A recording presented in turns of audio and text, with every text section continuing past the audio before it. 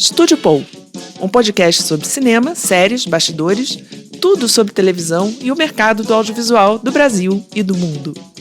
Olá, Paulers! Estamos aqui. Hoje a gente vai conversar um pouco sobre essa série da Netflix, Os Irmãos Menendez, que também teve um documentário na Max. Vamos falar um pouco sobre esse assunto, que gera bastante polêmica, bastante conversa, bastante opinião. Vamos falar do Ryan Murphy um pouco também, né, que é o produtor dessa série. Importante falar sobre ele. Mas antes a gente vai saber aí dos números das bilheterias com o Rodrigo. Olá, pessoal. Um fim de semana fraco, que a gente teve o mais fraco do ano. Acho que a série candidata a ser o mais fraco do ano mesmo. Até agora vai virar o mais fraco do ano, porque acho que é difícil ter outro tão fraco, pelo que a gente sabe que vai ser lançado daqui para frente. Uma surpresa, porque A Forja, que é um filme religioso, cristão, abriu em primeiro, com 139 mil espectadores, bateu no desenho animado do Transformers, que foi uma surpresa. O filme está sendo trabalhado para o público cristão, né? Principalmente evangélico, mas a gente tem notícia de que não só evangélico, católico também. E está sendo sucesso. Esse é um público que se mobiliza, vai em grupos para o cinema. Ontem, na segunda-feira, que é um dia de ingressos promocionais em muitos cinemas, o filme teve seu melhor dia em público. Mas isso tudo num cenário fraco que você está falando. No cenário fraco. É um sucesso, mas no cenário fraco. Né? No cenário fraco. A renda dele, em termos absolutos, quer dizer, não sei em que colocação a abertura ficou, mas não é uma abertura nada demais. 139 mil pessoas não é uma abertura nada demais. A melhor abertura está na casa de 1 milhão, então não é nada demais.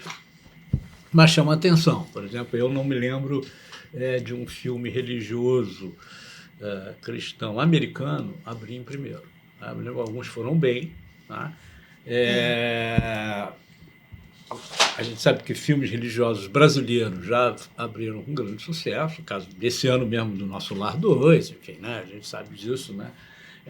Mas brasileiros, né? Americanos é a primeira vez que eu me lembro. Eu fiz uma pesquisa e aquele filme com Jim Caviezel era um pouco... mas não abriu em primeiro, né? E esse vai ter... De extrema-direita e religioso. Assim. Aquele era mais de extrema-direita do que ele. Ele não chegou a mobilizar tanto o religioso. Teve uma cabana...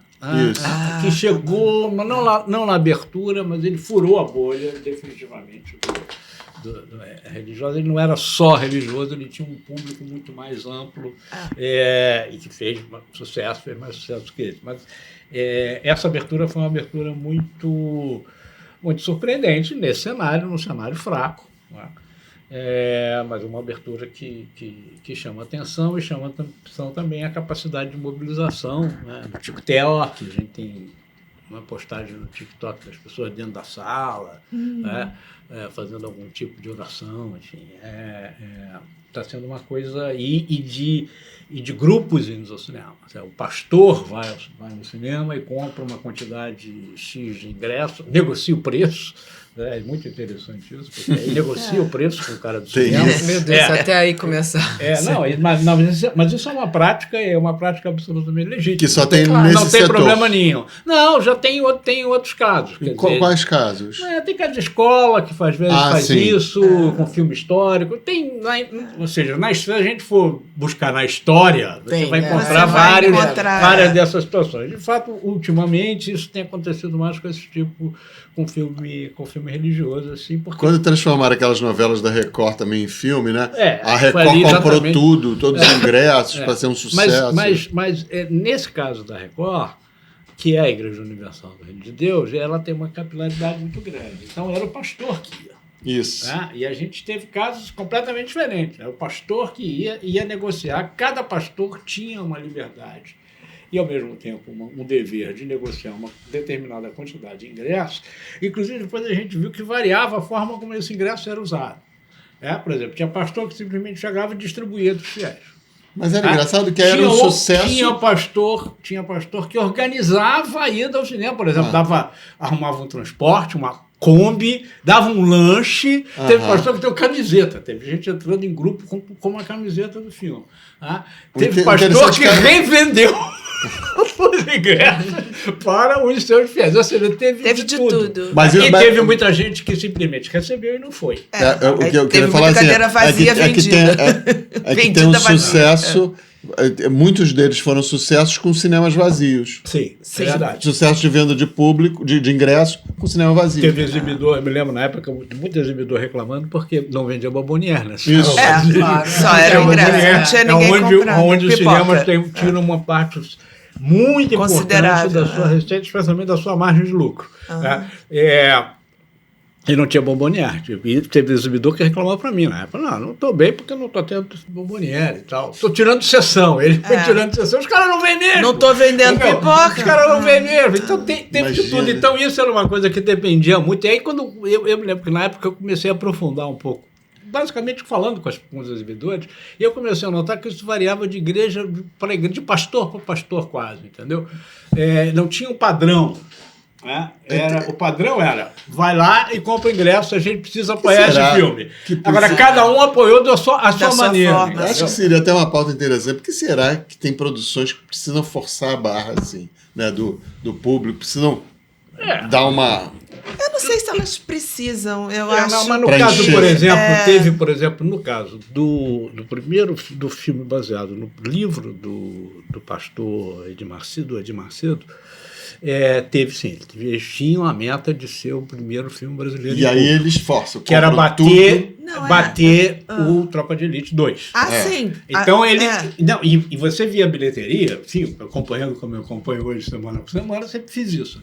Muitos anos fazendo isso. E aí você viu o seguinte, aí quando chegou, aí passou o Tropa de Elite, aí o filme caiu como se fosse um caminhão numa Serra das Araras de Governador.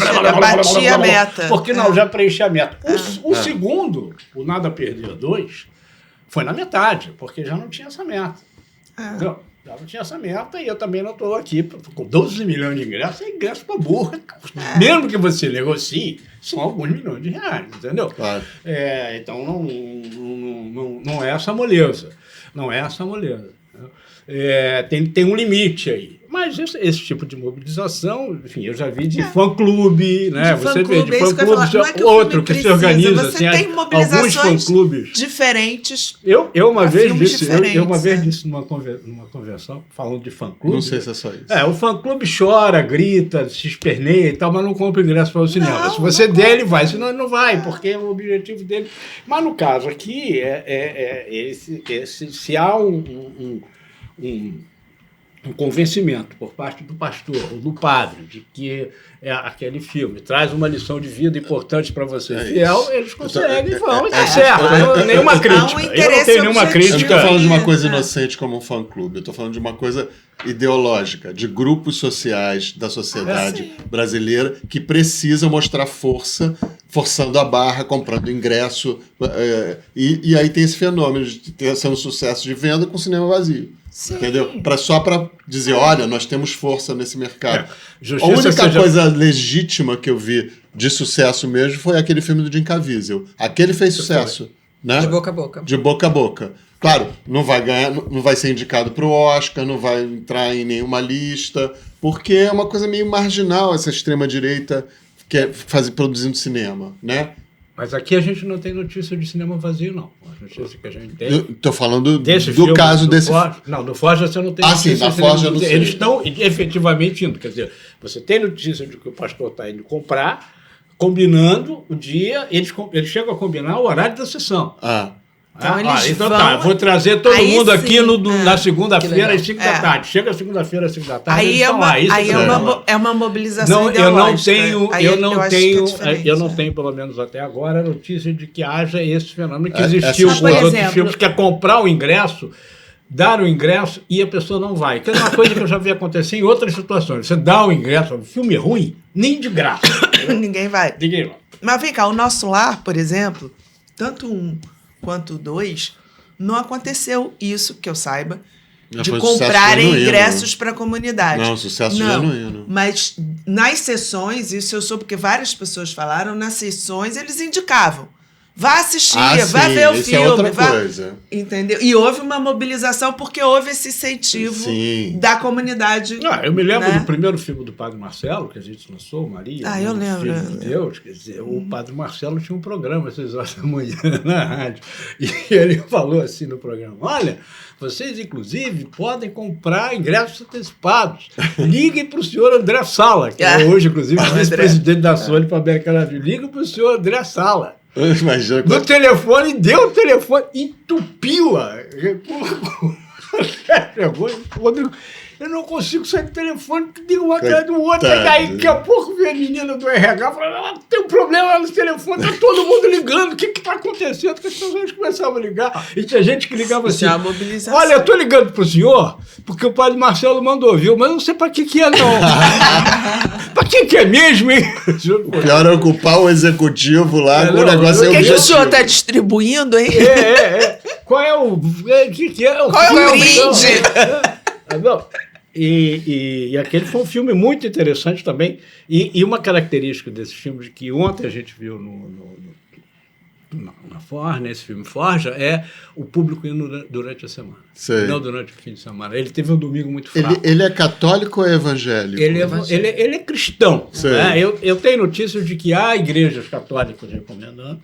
Eu tive uma notícia que não está confirmada, assim, de que a Arquidiocese de Curitiba tinha recomendado o filme, mas isso não está confirmado. Mas ele tem claramente um olhar mais, digamos, evangélico, um filme americano. Esses filmes que são produzidos lá nos Estados Unidos, religiosos, é basicamente da igreja protestante, evangélica e tal, enfim, então, são alguns segmentos diferentes, mas é por aí que está pegando. Enfim, eu não tenho esse... Para mim está tudo certo. Não incomoda quando não vai. Quando essa coisa de comprar e não ir, incomoda. Mas a verdade também é que comprou. Quer dizer, ele não tem nenhuma... O negócio está rodando. O negócio está rodando, o bilhete foi emitido. O que você fez com ele? Entendeu? Eu já vi essa situação acontecer em promoção. O cara a empresa está patrocinando o filme por qualquer motivo, compra o ingresso, distribui entre os funcionários, o funcionário pega aquele negócio, põe no bolso, não vai. Já vi isso acontecer em escalas diferentes. A questão lá no Nada a Perder aconteceu numa escala de milhões. Aí, obviamente, chama atenção. É uma coisa você fazer isso com 5 mil, outra coisa fazer com 5 milhões. Né? Mas em falar em milhões... A gente está querendo falar de uma família de milhões. Uma família disfuncional, esquisita. E olha, vamos para o lado oposto. Vamos falar de muito dinheiro e de muito sangue, né? E até porque a gente também não consegue se entender. Cada um tem uma opinião. Cada um tem uma opinião. Eu acho polêmica. O que eu acho que é o objetivo dessa série eu vou logo falar o que eu acho, porque nesse caso eu gosto muito da série. Eu acho é uma série. Vou avisar antes aos E-Powers aqui que nós vamos dar spoiler, porque a série já estreou há 2 semanas. Porque o crime já aconteceu há 35 anos. O crime já aconteceu há muito tempo. Essa é uma questão que eu ia te perguntar. Além do tecnicamente, spoiler, inclusive, é spoiler. Com 35 anos. Né? É um caso real, público, tem autos de processo, tem documentário, tem tudo. Então, se vocês não querem saber antes, se vocês não sabem ainda, não vejam o que a gente vai falar. Mas, enfim, o que acontece? Eu acho que, primeiro, assim, o que é o Ryan Murphy, a mão do Ryan Murphy, a equipe do Ryan Murphy, como ele se cerca. O Ryan Murphy é um cara que virou assim, um Midas do audiovisual, tanto que a empresa dele é Ryan Murphy Television. Então, é uma coisa, para quem não sabe, ele já fez coisas como Glee, American Horror Story, American Crime Stories, O.J. Simpson, Field... Que mais, Ana? Hollywood. Screaming Girls, Hollywood. Pose. Screaming Queens, né? Screaming Queens, Pose dele. Pose. Então, é uma infinidade de coisas, sempre com um pouco de levantar uma bandeira de histórias que tenha coisas LGBT e alguma relação, ou às vezes só um pezinho ali. Né? No caso dos Irmãos Menendez, que a gente está vendo é uma série, a segunda temporada da série Monsters, que começou com a história do Jeffrey Dahmer. Na realidade, ele começou o seguinte, desculpa se eu te interromper. Ele fazia, quando ele estava com um contrato com a FX, que aqui no Brasil, em geral, tá indo para Era Fox, né? E tá indo em geral, mas às vezes pode dar uma variável. Mas em geral, as séries da FX estão na plataforma da Disney Plus hoje, que foram da Star. Ele tinha um contrato com a FX. E aí lá, ele como a grande parte das pessoas adoram true crime, então ele começou a fazer para FX histórias. Ele fez a primeira do Versace, que ganhou muito prêmios, depois ele fez do O.J. Simpson. Antes do Versace foi o O.J. Simpson. O O.J. foi primeiro. A segunda temporada foi Versace. Que foi uma variação do American Horror Story. E aí ele fez nesse meio do caminho. É muito boa. E no meio do caminho ele fez um contrato, obviamente bilionário, com a Netflix. E ele levou para a Netflix uma versão disso que ele fazia. Então, se você quiser ver a visão dele do O.J. Simpson e do Versace, você tem que ir na Disney Plus. Se você quiser ver, Jeffrey Dahmer foi o primeiro que ele fez dessa linha de true crime para a Netflix. Então, os Irmãos Menendez é para a Netflix. Não tinha o nome de Monsters, né? Não, isso ele fez para diferenciar. Ele fez depois, para se diferenciar. O que já é até opinativo, a gente já vai entrar aqui. Total opinativo. Total opinativo. Mas eu acho que também é para encarar, para dizer assim, por que estão mostrando esses criminosos? Eu acho que eles são monstros. Então, eu acho que é para ficar um pouco mais palatável. Tem um lado autoral, digamos assim. Um lado autoral.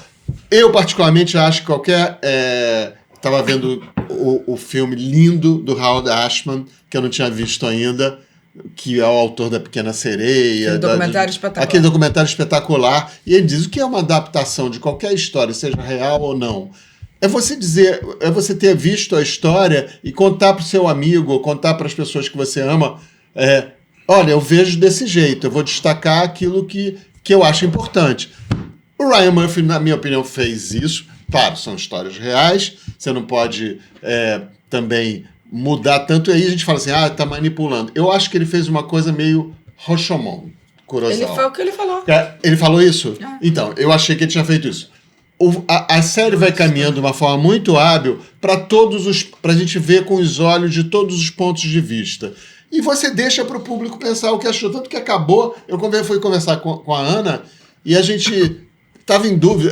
Nós temos 4 pontos de vista e vimos a mesma coisa. Então, eu acho que isso é um trunfo da série, na verdade. Você conseguir fazer, e acho que é de uma coragem, eu fico pensando assim, você conseguir que um ator do naipe de Javier Bardem e Chloé Sevigny fazer cenas que ficam no limiar do ridículo, assim, só um ator corajoso e tão talentoso como Javier Bardem poderia fazer, por exemplo, uma cena que ele bota uma coroa de imperador e aquilo fica num limiar, assim, imitando o pato atrás do filho, sabe? Eu nunca vi Javier Bardem tão solto e tão bem.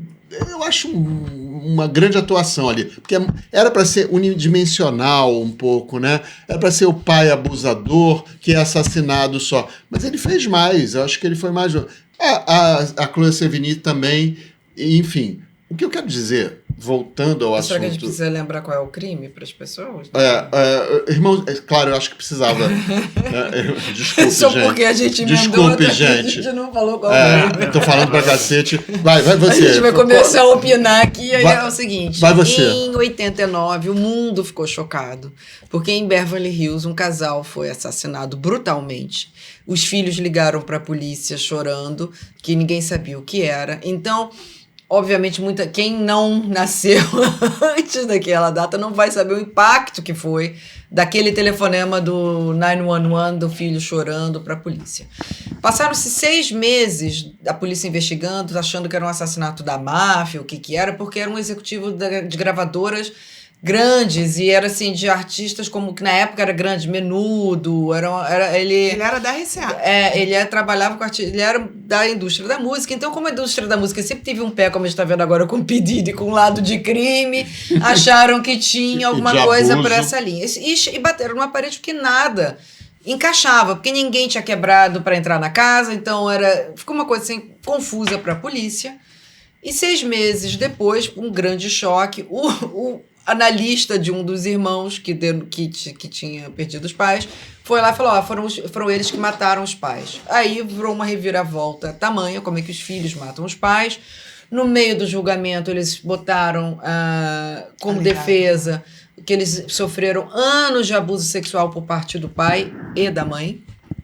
E isso teria sido a justificativa. Então, isso há 35 anos era tabu atrás de tabu sendo levado para a televisão. Porque as pessoas não estavam acostumadas também, aquilo não era exatamente...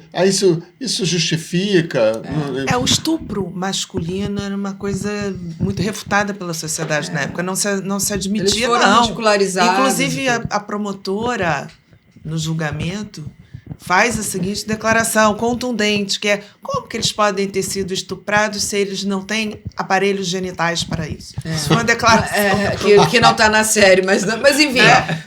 Mas o fato é que eles foram... O julgamento foi complicado, porque ele veio na cola do O.J. Simpson, por isso que a gente também falou. E ele foi ofuscado pelo...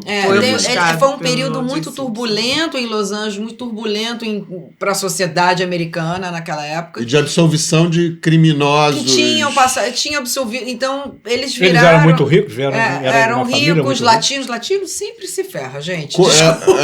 É uma família de origem cubana, né? E eles, então, foram condenados, estão presos desde então, por 2 sentenças de prisão perpétua. perpétua, uma para cada pai que eles mataram.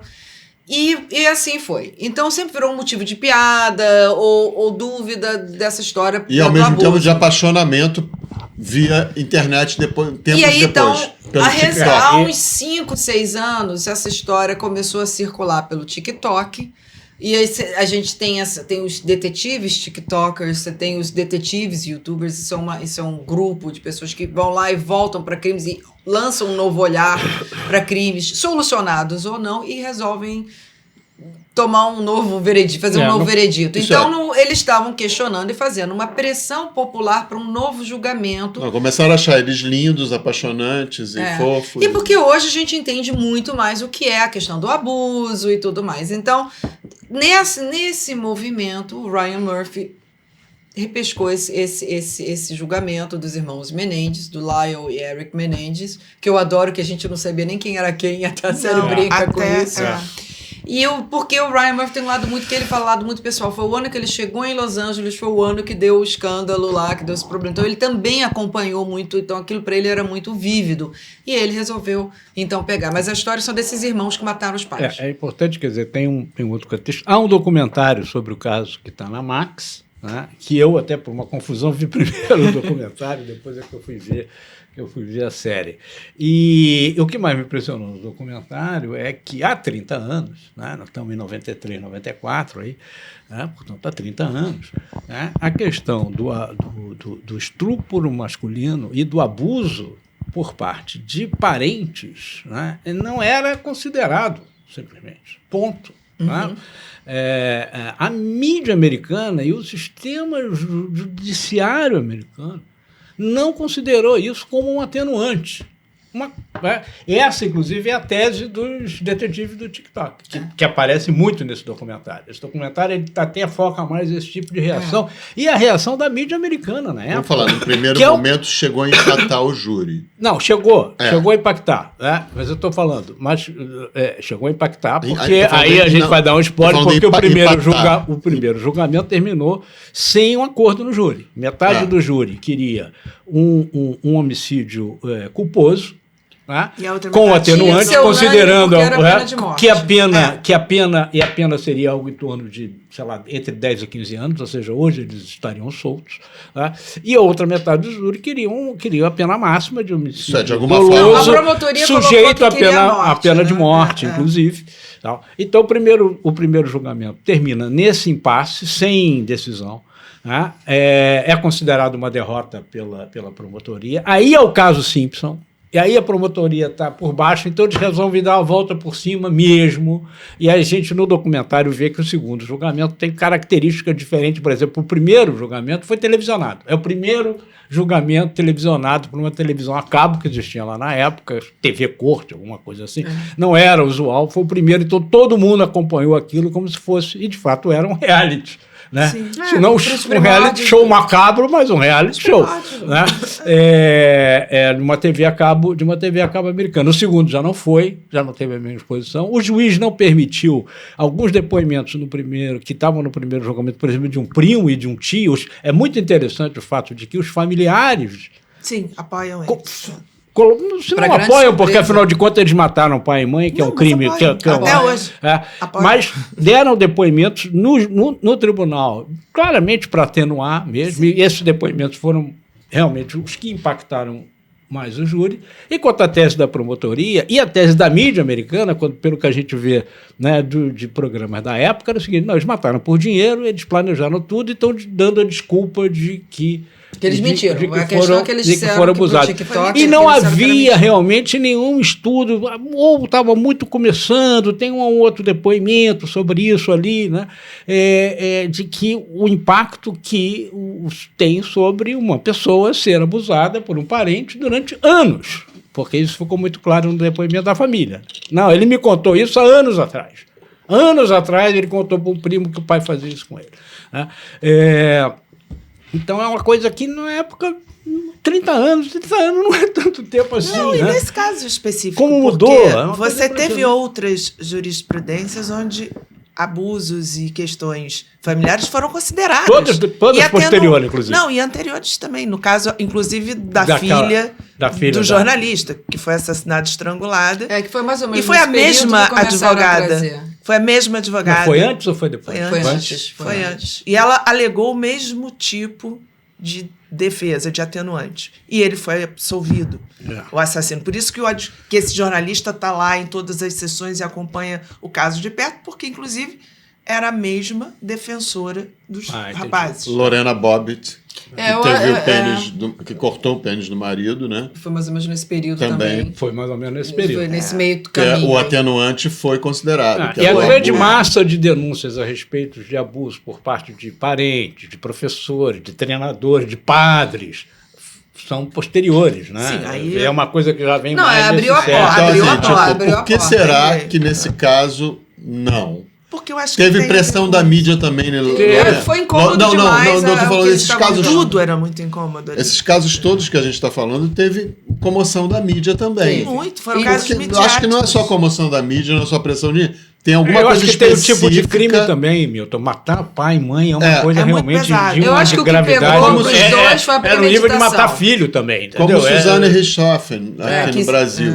Né? Ninguém fica a favor dela. Né? Não tem nenhum atenuante para o crime dela. E aí acho que resolveu... Eu gosto muito quando, apesar de você ver que claramente tem uma condução do juiz muito tendenciosa na segunda parte, no segundo julgamento, não deixa a advogada abrir a boca, não deixa ela fazer objection, ele tira a dúvida, não deixa ela fazer nada, tudo que é a favor dele. Não deixa ela objetar nada, mas aquele advogado, o ator também é muito bom, né? Eu acho assim, ele vai botando as coisas em outro lugar, em outro patamar. Não estamos aqui para saber por que esse crime aconteceu. Estamos aqui para julgar o crime que aconteceu. Então, ele vai muito straight to the point, assim, ele vai tirando toda a emoção. Ele vai tirando toda a emoção do negócio. O juiz não deixa ela objetar. E a narrativa, essa palavra, a narrativa toda construída de uma forma um pouco épica por ela, pela advogada de defesa com os irmãos, que era uma história realmente que o personagem do Nathan Lane fala assim, é uma tragédia grega, né? Eles mataram amando, eles mataram por amor, porque os pais torturavam. Tinha pinceladas de exagero total naquela versão também. Eu acho que ela também perdeu pelo exagero, também tinha coisas que não eram factíveis também. Mas, enfim, só queria falar dessa parte. O pior é o seguinte, se você olhar para o que está acontecendo hoje em Los Angeles com o P. Diddy, Não tem nada de exagero e nada é nababesco, é coisa assim, você Não, tá você falando vê o de vídeo coisas delas- romanas que você fica assim, gente, é isso, Não, entendeu? mas isso é a civilização. Bem-vindo à civilização humana. Especialmente a civilização humana ocidental. Bem-vindo. E em Los Angeles, onde o É assim dinheiro mesmo faz, que a então coisa é acontece. isso mesmo. Então não é Vídeo do exagero, a Puff gente Daddy soa chutando a mulher Desde no sempre, corredor né? do Desde hotel. sempre. Nossa, Aliás- aquele vídeo ali é Não, e o que ele demais. fez com as pessoas Aliás, quando você drogando fala, pra uma coisa violentar, baseada nos assim. gregos, não estamos falando isso, no nascer da civilização Então, mas em ocidental. Los Angeles, se a gente for naquele filme Babilônia, isso. nada mudou a vida, Nada porque é mudou. isso que é importante Não, para não entender mudou. o contexto de onde estão esses dois garotos. Eles cresceram num pai que trabalhava nessa indústria, desses excessos, ele passando a mão na cabeça, os crimes que eles cometiam antes ele foi pagando para apagar. Exatamente. Então, assim, você olhar para o que aconteceu, você entende de como É um começou conjunto e de onde coisas, chegou. É um conjunto imenso de coisas acontecendo. Mas vamos lá. Permissividade dos pais, abuso dos pais, aquela mãe declarando nas suas sessões de análise que odiava os filhos. Aliás, Eu odeio meus filhos. Florence Agnew, muito engraçado. Ela tá muito bem. Aquela cena dela correndo com a faca atrás Não, dela. com toda a tragédia que aquilo, ela tá muito. Ela tem um humorzinho ali pra Tem. falar. Tem. Aquilo é muito engraçado. Porque o papel da Kitty, assim, o papel desse crime todo mundo entende o papel do José Menendez, Menendez, que foi o que violentou, abusou dos filhos, era um horror. O papel dela, até hoje ninguém entendeu. Não. O ódio que eles tinham era porque ela não fez nada, é porque ela fez, como é que ela fazia. Então, ela morreu e ninguém sabe. Tentou abusar também, ela mostrava Ninguém o sabe, corpo. ela era uma mulher É. alcoólatra, apagada, vivendo ali também, de alguma forma, algum tipo de abuso. E ainda foi, acho que o dele foi horrível, mas eles voltaram ainda pra matar. Então, assim... Ainda foi uma recarregar, coisa, foi uma voltar. coisa ela é pra uma matar essa vítima mãe? que eu vejo uma vítima, entre aspas, maior aí no meio dessas circunstâncias, porque ninguém consegue dizer o que ela fez, Por que além ela dela mereceu estar sendo morrer? vítima daquele universo. Por que ali ela também. mereceu morrer? Eles são perguntados na série, você vê bem isso. Mas por que ela mereceu morrer? Por quê? Porque ela era muito dependente E dele. ela era conivente, ela sabia dos abusos. Horas mas eles acham que ajudaram a tirar isso é horas eles acham que suficiente? ajudaram, mas ali não fica definido Não. em momento nenhum Então, a a motivação Kitty, de que é matar o- aquela mãe. Que Não você tem. vai no próximo no documentário, fica mais claro isso. O irmão dela tem horror aos sobrinhos e não quer ouvir falar em atenuar nada.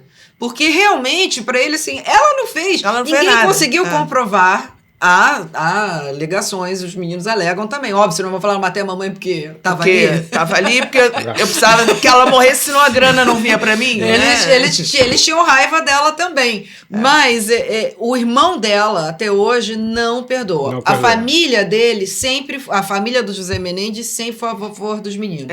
Sempre entendeu a circunstância que levou para a tragédia.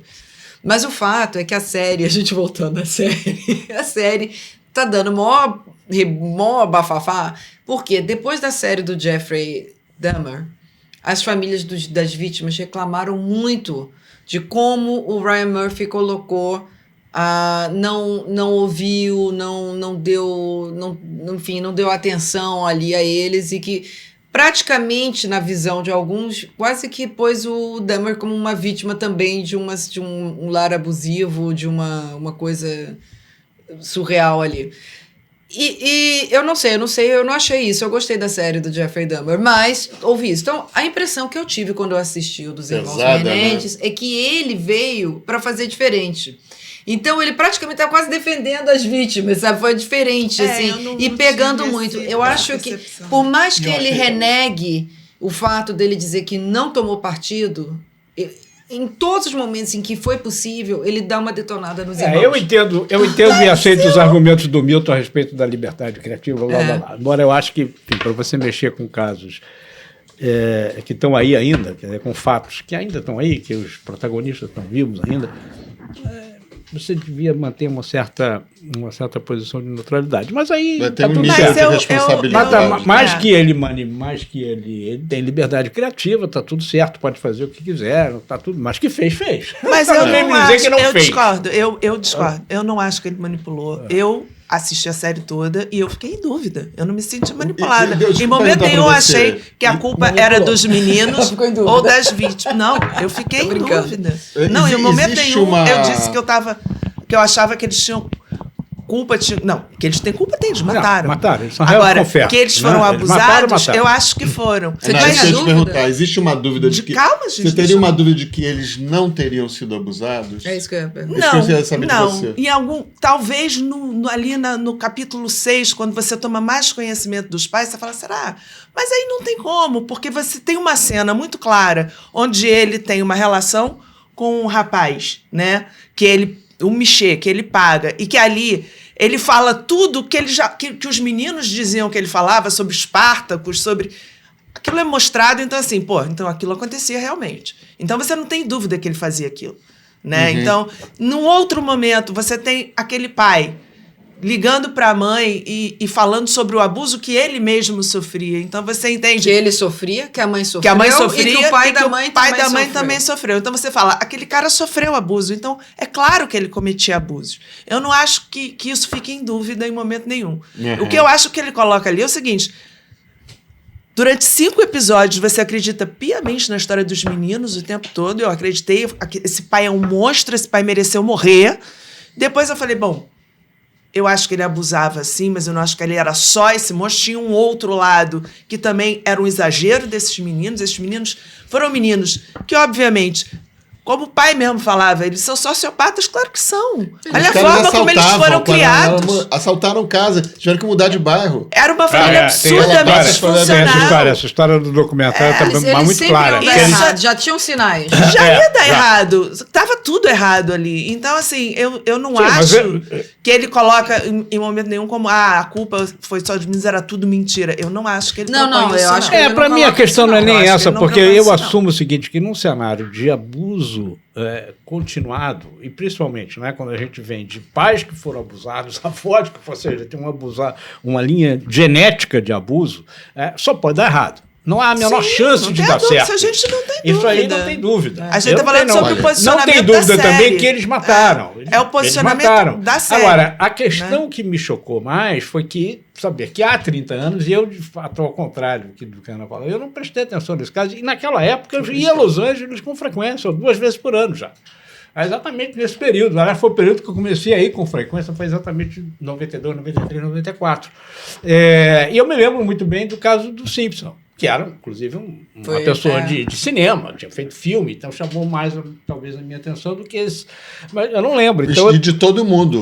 De todo mundo. Eu tomei conhecimento mesmo dessa história agora no documentário. Que parecia que havia uma competição. Qual crime eu fiquei muito mais impressionado com a reação da mídia americana na época, que e eu estou aqui à vontade, sim, porque eu acredito, quer dizer, por exemplo, todas essas questões de abuso, de assédio, nós não estaríamos onde estamos hoje se não fosse a mídia americana. Exatamente. Então, estou aqui, não sou contra a mídia americana, sou a favor da mídia americana, mas me impressionou a forma como naquela época eles reagiram. Isso está lá, a gente vê os programas, CNN, os canais todos, importantes e tal, os caras esculhambando, mataram por dinheiro. Porque duvidavam, achavam que era mentira. Eles acharam inicialmente que era mentira. E a tese é o seguinte, inclusive a tese da promotoria que você citou aqui, se é que existiu abuso, isso não justifica o assassinato dos pais. A gente está absolutamente de acordo.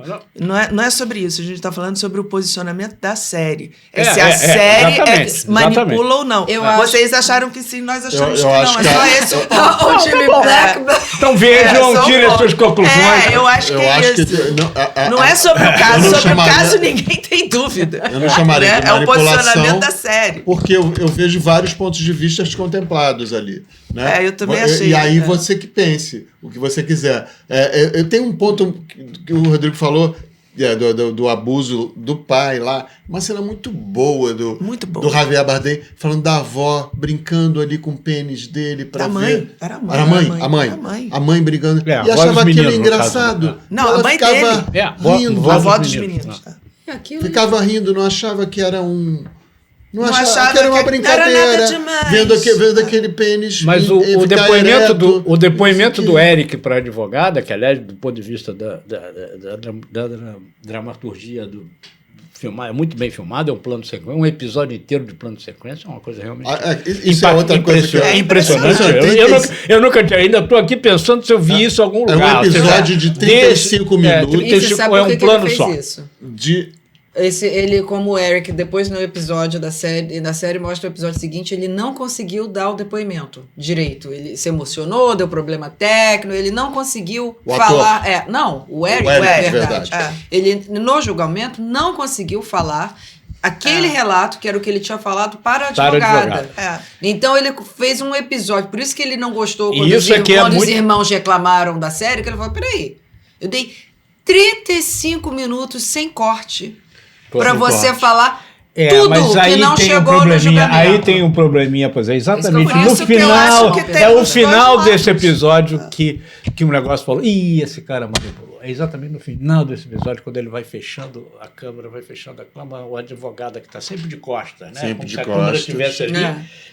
E ele filmando o Newton. Aí no final ele vai fechando, sai a advogada, vai fechando. Aí você vê o Eric com a lágrima. Aí ele dá uma olhadinha assim pro lado, como quem diz, será que tá colando? Rodrigo, eu não acho isso um problema. Eu acho que é pra você pensar, será que é verdade mesmo ou não? É pra você ter dúvida, porque assim, certeza absoluta, mas aí cada um interpreta de jeito. Enfim, vejam, não deixem. Vejam, a última cena da série, fora que eu achei, pesou. Pesou. Eu confesso que eu já cheguei na última cena vendido. Tá vendo?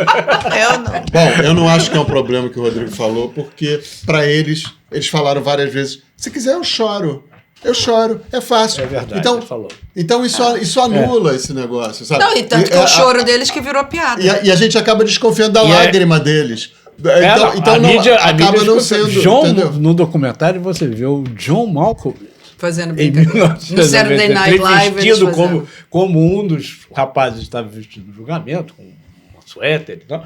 E ela começa a falar, começa a chorar. Qualquer coisa John Malkovich, como o Nathan Lane fala, eles são mentirosos, basicamente. Mas é que há 30 anos, eles choram fácil, fazem a tudo. dúvida era, eles estão falando a verdade ou eles estão...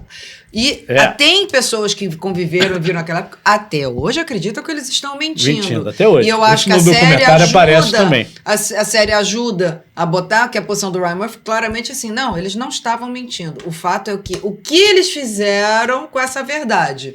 Mas e aí, de novo, mas aí é porque eles, qual é o negócio? Eles estão querendo um novo julgamento para dizer o seguinte, sério que nós estávamos mentindo, mas então a gente merece também um novo mentira, sabe? Mas você pode libertar ou não as pessoas, é uma mentira. O jeito que você conta uma verdade também é uma mentira.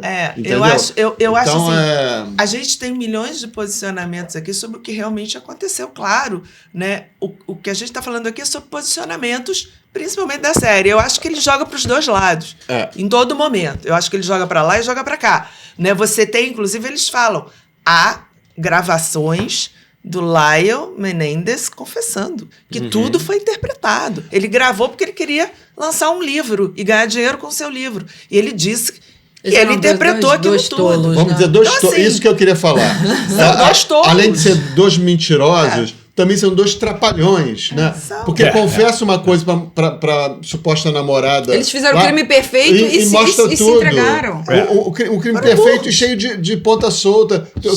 É muito fácil não ia pegar ter como chegar. Por mais que a polícia soubesse, ela não ia ter como provar. Até porque não fizeram a conferência de pólvora na mão dos meninos naquele dia. Crime perfeito não fizeram. Tem erros grosseiros da polícia também. Tem erros grosseiros. O fato de não ter arrombado a casa. Tem erros grosseiros da polícia na época. E ninguém, obviamente que eles mentem em vários momentos. Não é? A questão é o abuso. A questão toda é o cenário de crianças abusadas pelos parentes. E se isso serve como um atenuante para uma pena, ou seja, nós estamos falando de uma prisão perpétua ou de uma pena de 15 anos. Esse é o atenuante que teve. O atenuante foi esse, que era pena de morte. Não foi injeção letal. Tá bom, não, estamos falando do que aconteceu, né? Eles ganharam uma prisão perpétua sem condicional, eles ficaram presos até o fim da vida, ponto. Eles já fizeram todos os recursos possíveis. Então, realmente teria que aparecer uma coisa nova para que o caso... E que ainda não consideraram que apareceu, né? Então, mas vai ser agora em 2023, cara. Não, porque em 2018, que é na época mais ou menos do documentário, foi assim, tem um jornalista que acompanhou esse caso e que ele resolveu escrever um livro. E aí chegou naquele primo que fez depoimento, falou que contou que tinha, e que eles tinham, que o Lyle tinha contado para ele, ele morreu. E a mãe deixou o quarto, não queria entrar no quarto, e o cara estava escrevendo um livro sobre o caso. E ela falou, entra aí, pode pegar o que você quiser. Aí achou. Ele mexendo, ele achou uma carta escrita semanas antes, uns meses antes do crime, do Lyle falando do abuso. Então, de novo, o problema era porque foi considerado mentira, que eles tinham mentido. Então, com esse livro que veio em 18, a ver esse documentário e tal, tinha essa carta. Tem uma coisa muito sutil aí, Ana. Tem uma coisa muito sutil, porque tem uma coisa... Perjúrio, né, também. Não, tem uma coisa muito sutil aí, porque pelo que você vê no documentário, obviamente, eu não li os autos, eu não sei exatamente o que foi considerado, por exemplo, na sentença do juiz, não, né? Que é o seguinte, quer dizer, porque lá pelas tantas me parece o seguinte, não, tá bom, teve o abuso, mas isso não justifica. Isso não serve como atenuante. Que seria... Isso é um absurdo. Até porque deram um tiro na cara dos pais. Pois é. Teve o abuso, mas eles mentiram, eles queriam dinheiro eles também. Eles compraram tudo semanas antes, planejaram, pensaram no álibi. Exatamente, teve tudo isso. Então o abuso não serve como atenuante, então é a pena máxima ou quase máxima. Né? E enquanto a outra tese, não, isso serve como atenuante. Sim, isso tem que ser levado em conta. Tudo isso leva ao comportamento mentiroso, sociopata, blá, blá, blá, blá. Tudo muito calculado, mas muito desastrado. Tolos, porque eram dois meninos ricos agindo como eles achavam que era no cinema.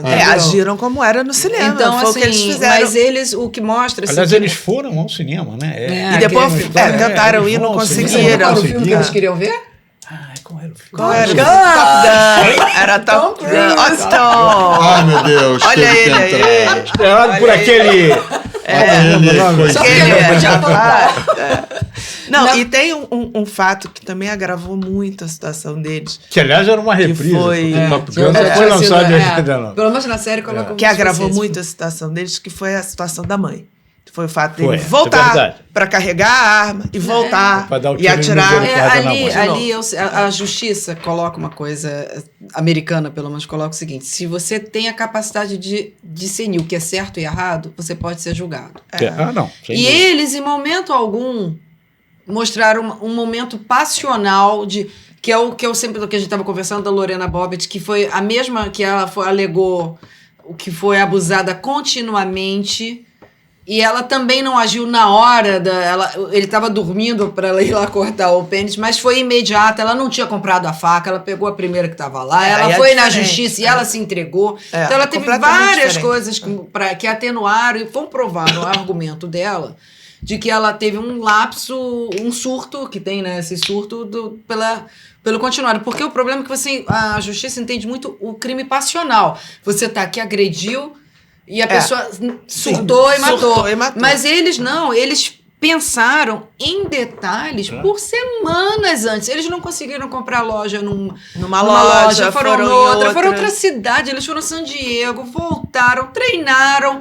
Você fica assim, eles não tinham em momento algum nenhum momento de culpa ou de não. Então, assim, quando eles alegam que foi o resultado de abuso, falta o surto. Claro que foi. E é quando eles alegam que eles achavam que os pais iam literalmente matá-los, que é onde a série os ridiculariza sem a menor vergonha, porque você pode entrar em várias coisas. Quando o pai ameaça deserdar, é uma metáfora, mas que aquilo para eles era uma coisa de vida ou morte mesmo. Eles não iam ficar sem dinheiro, eles aguentavam aquilo tudo pelo dinheiro e ia tirar o dinheiro, o que sobrava? Fizeram aquilo para... Então, assim... E aí, mas não houve o surto, não houve nada passional. É porque no passeio de barco que eles alegam que os pais iam matá-los, tinham os tripulantes. E aí, por isso que eles não foram mortos. Eles iam matar na frente dos tripulantes. É isso que ele coloca. Porque tinham coisas que a série coloca assim... Mas eles talvez fosse imaginação deles, paranoia deles. Eles estavam no estado de paranoia, que comprovaria que eles estavam nesse surto. Totalmente sempre infatível, né? A ideia deles, a versão deles de que os pais queriam matar eles ali também. Por isso eles mataram antes. Era loucura. Eu acho que as motivações estão aí no ódio que sim, que deve vir, Não, até tem a que vem cena. claramente disso. Tem um problema, obviamente, dos- de má formação. Não. De caráter, De caráter, de personalidade, alimentada de pelos experiência dois, de pela vida. ausência dela e Você a começa, ele lá. enfim, Uma família eu não completamente consigo avaliar. disfuncional, Eu não não dá- consigo não tem avaliar. como Eu não tenho como avaliar Não tem um como cara. avaliar o tamanho desse dano. Eu não tem sou, como. pois é, eu não sou psicólogo, não sou psiquiatra, não sou um especialista no tema, não tem como avaliar. Não tem. Eu sei o seguinte, que tem danos se você... Tem, né, gravíssimos. Se Tá uma aí. criança sofre abuso contínuo, ela vai ter danos pro resto da vida. Agora, se isso pode levar a crime, se não pode levar a crimes, aí já não é Eu o meu acho que a departamento. questão agora é O se que eles me vão impressiona colocar nesse ou caso é não. que isso não É. ter sido considerado naquela época, só Sim. isso. Não, e a pena, né? E o tamanho da pena.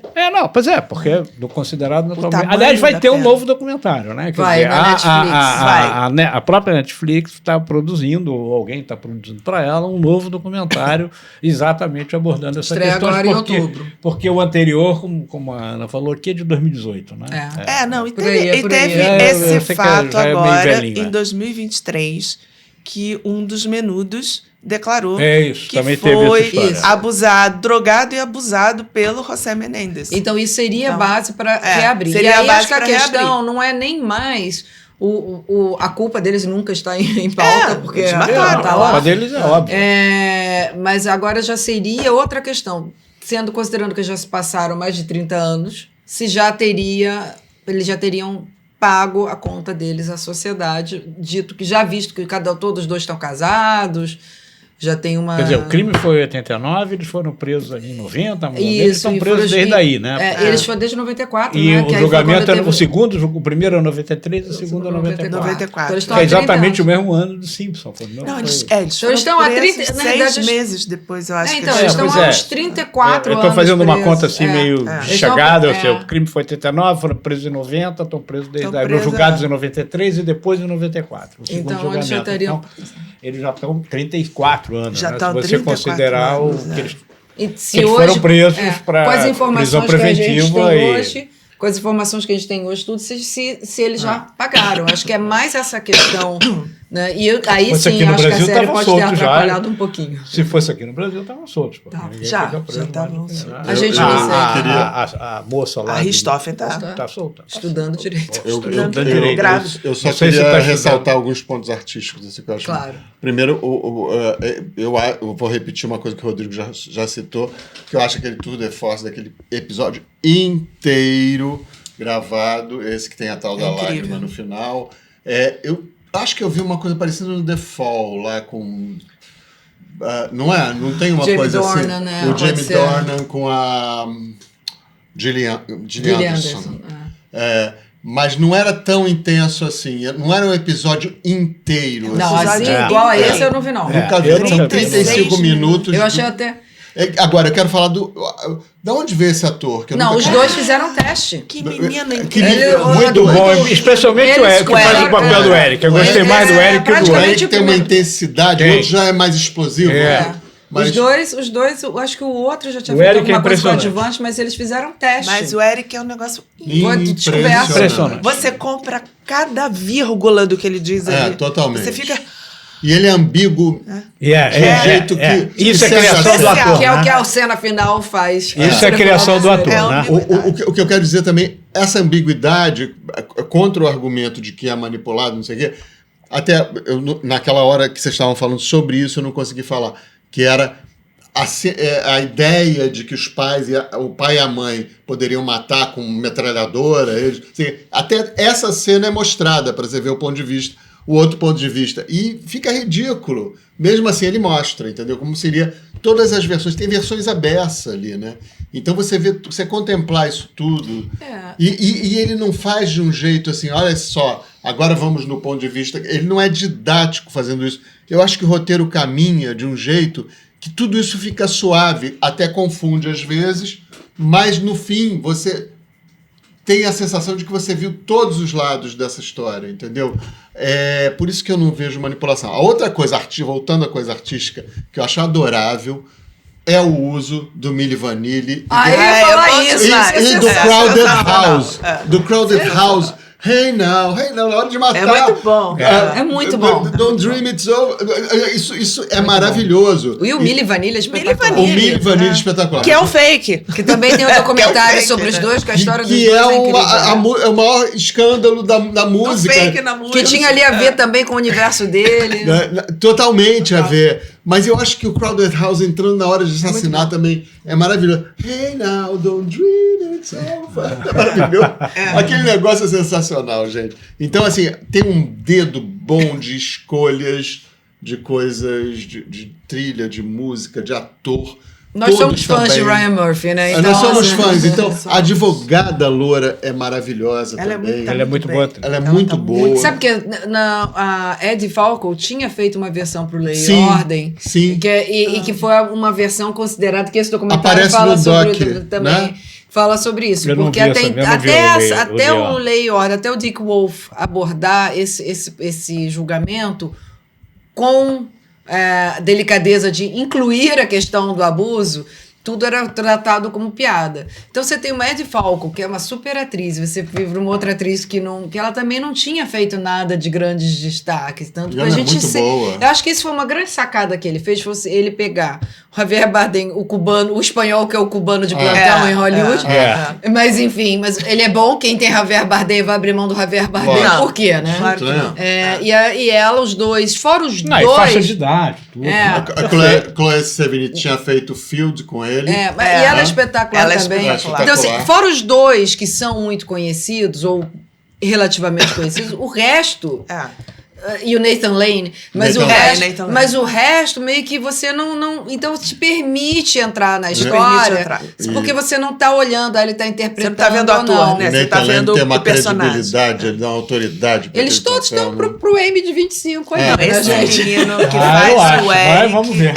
Esse menino faz E o Eric, é você sensacional. sabe que ele foi visitar o Eric agora, Foi, com a Kim recentemente. Kardashian, né? Ele foi com a Kim Kardashian. E ele é totalmente a favor do Eric, ele acredita piamente. Então, acho que essa questão O da ator? manipulação foi o O seguinte: ator. esperava-se que, e a geração TikTok, esperava-se que fosse fazer uma série botando os dois de coitadinhos. E ele se recusou. E ele se recusou.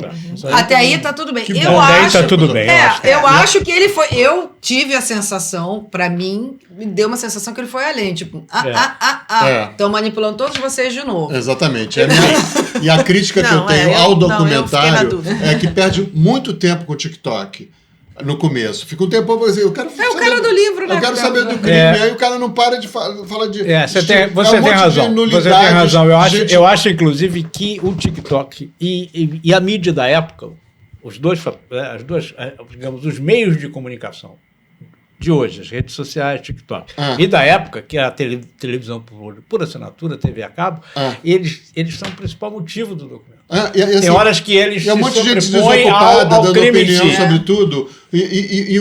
Aí aquele repórter New York Times com cabelo esquisito, dando as tábuas da lei, de tudo, por uma visão completamente desimportante. O que acontece no TikTok pode movimentar alguma coisa na bolha do TikTok. Eu acho que a gente quer saber do crime. O crime tem nada. Exatamente. A área judicial, aquilo tudo que aconteceu, o TikTok não pode Ele fazer tem nada. muito mais tempo de TikTok eu acho, eu obviamente não cronometrei, agora deu até vontade de muito voltar lá, tempo porque de tem muito tempo de TikTok. TikTok e tem muito tempo da mídia Sim, americana Não, da só época. mais- Depois que um monte de mulheres que dá até apaixonadas do TikTok falando isso é dos caras. interessante, interessante sabe? isso, porque ele Ela tá sabe com que um projeto a maioria agora, não era nem Ryan nascida. Murphy, que o nome é Beauty.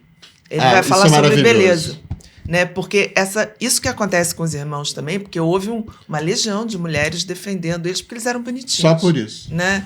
E aí teve agora recentemente também um acidente grave nos Estados Unidos, onde um rapaz matou uma mãe, que o menino é lindo, e também veio uma legião de mulheres dizendo que ele não podia nem ser julgado, porque ele era muito bonito para ser preso. Fala mais que você leu do Beauty. E Eu ele achei tá. bem legal. Uma das séries que ele tá. A próxima é. O porque ele próximo tem Monster milhentas, ele já né? definiu. Mas, ele tem o próximo Monster, ele tem uma agora com o Joshua Jackson, que é The Odyssey, que é dentro de um cruzeiro, uma equipe médica dentro de um cruzeiro, que deve ser uma procedural. E tem essa que é The Beauty, que é meio distópica. As pessoas ficam muito bonitas, mas é um vírus. Ele tá Parece trabalhando uma série, sobre Os Feios, essa questão da beleza. Tem uma série que tá Quem na é o Netflix, que é Os terceiro? Feios, Os mais ou Feios, menos isso. Quem é o terceiro Monster? Agora você é Ed Gein. Ed Gein. E o Charlie Dern, não, qual é o nome? É o...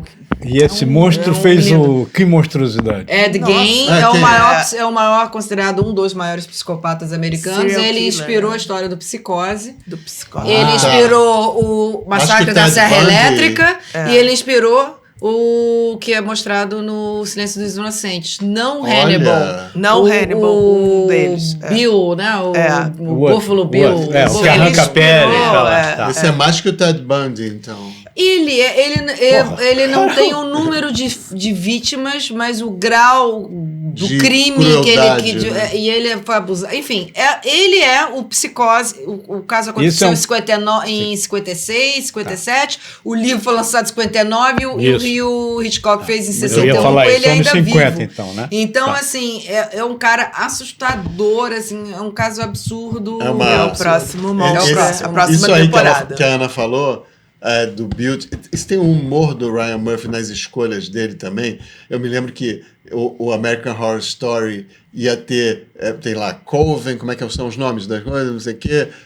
E ele chegou a anunciar, eu acho que era uma blague, era uma piada, que o último American Horror Story ia ser Trump.